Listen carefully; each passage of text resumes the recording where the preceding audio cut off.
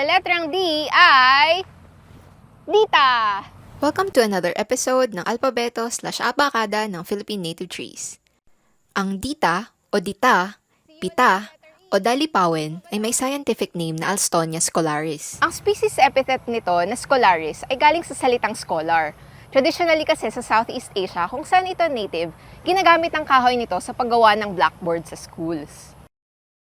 Sa lilim ng dita raw na-achieve ni Buddha ang enlightenment, pero may tumatawag pa rin ditong devil tree at pinaniniwala ang pinamamahayan ng evil spirits. Napoproduce din ng milky at mapait na dagta ang dita, kaya tinatawag din itong milky wood pine or milky pine. Sa India, Saptaparni o Saptaparna ang tawag sa dita, mula sa Sapta meaning 7 at Parni meaning leaves, as evident sa mga dahon niya.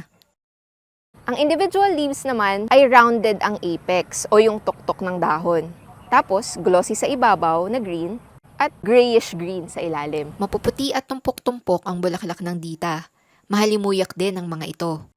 Sa traditional medicine dito sa Pilipinas, particularly sa rural communities ng Mina, Iloilo, ginagamit ang bark ng dita para maibsan ang diarrhea.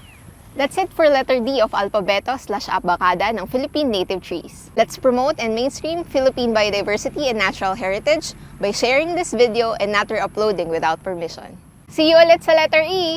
Diyos mabalos!